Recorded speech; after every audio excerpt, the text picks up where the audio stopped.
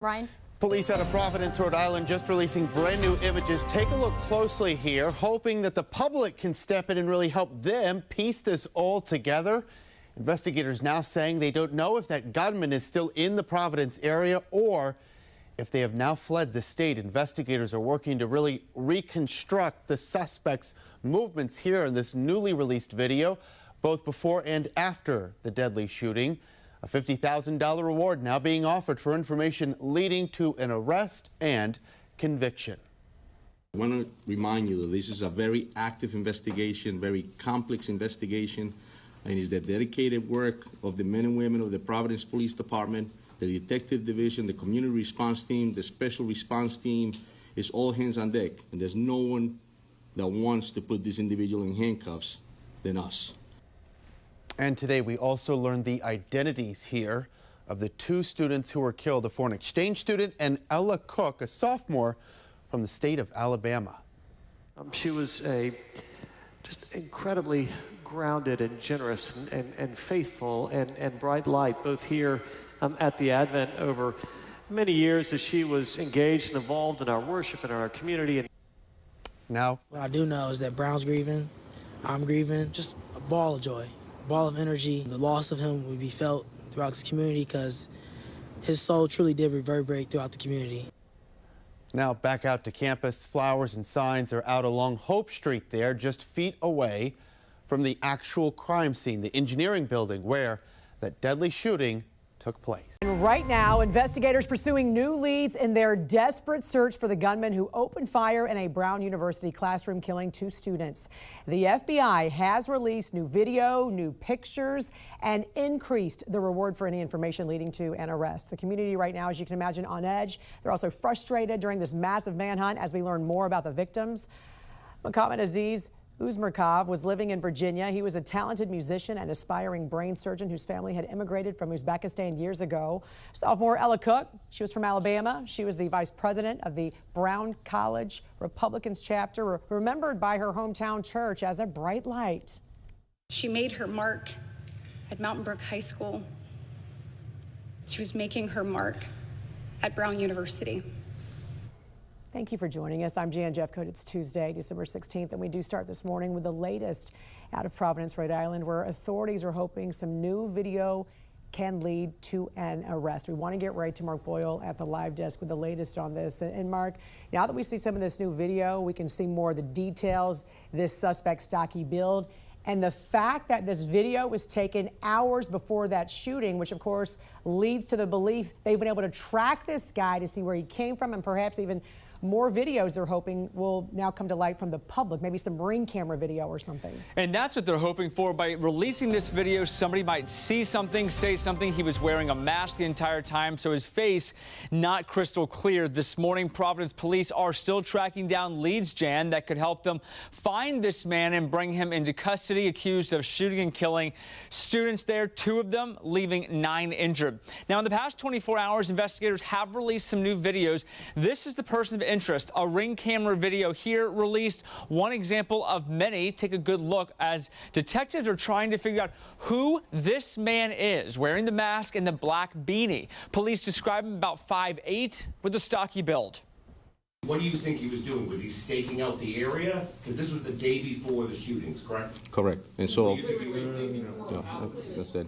So hours before, days So before. it was a few hours before, and I'll tell you that at this point, that's all we have. So it was a few hours before. What he was doing, we'll be able to find out. Now, the renewed search for the suspects come a day after police say they had a person of interest in custody, but ultimately released that person because they had the wrong person locked up. Meantime, the memorial for the victims continues to grow on campus. Brown students Ella Cook and Mohammed Umerzakov were all killed in that attack. These are some videos coming in. They say the man here was inspired by medical profession. He wanted to be a brain surgeon, while Cook was a top member of the university's conservative group. Some of her friends in Alabama remembering her this morning. She was radiant. You know, the customers that would come in here, she was so, connected with the community. It's like she would come in and people would know her name, they would know her face. They knew that was Ella Cook. Now we'll stay on top of the story as news breaks. We'll bring it to you again. The search for the killer continues.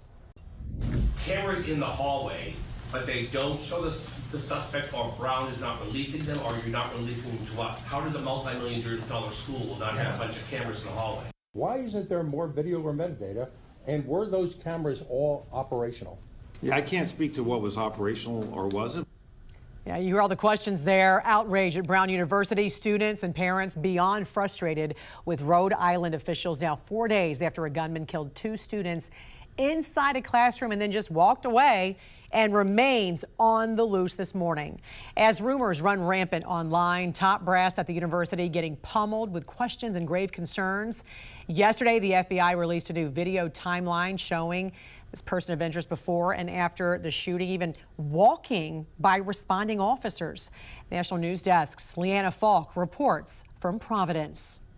Multiple angles tracing the steps of the person of interest. Hiding in plain sight.